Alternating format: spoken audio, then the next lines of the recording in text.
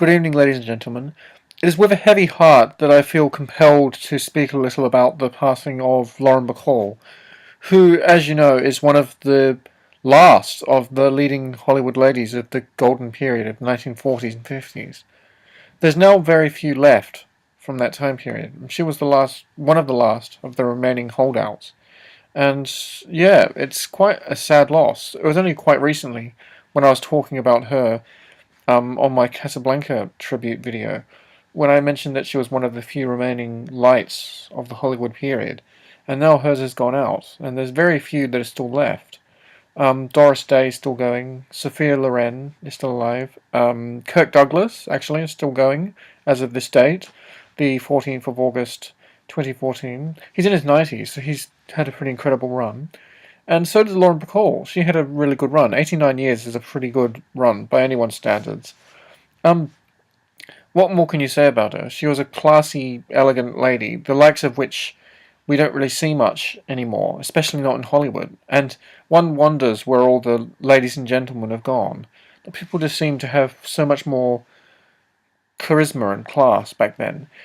Due to the censorship restrictions of the time, they weren't allowed to show too much raunchy stuff. So movies like To Have and Have Not, her first film with Humphrey Bogart, was about as steamy as it was allowed to get in the time, and she conveyed all of that just with her voice. Like, there was no removing of any clothing of any sort. It was all, she just conveyed it all with her sultry voice and her kind of suggestive dialogue.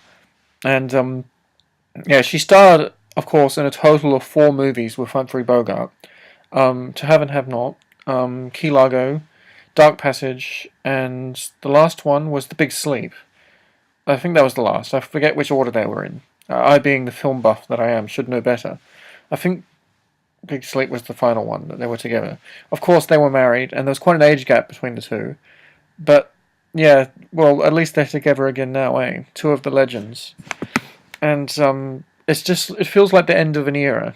Like we've just come to the end of the golden age, because almost all of its lights are now dimmed. They don't, sadly they're not with us anymore. And yes, I will mourn the loss of Lauren Bacall. She was a lady that she aged gracefully and didn't do horrible things to her face and Botox her face. She had a good humour and had a good attitude about growing old.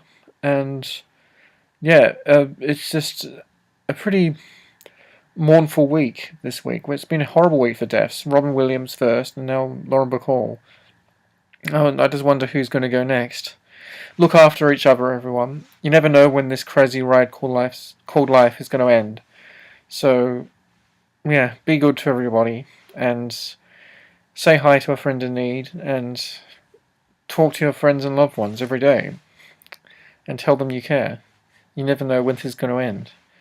Like, this whole event with Robin Williams has made me really appreciate how fragile life can be, and how we really should take time out to show others that we care about them.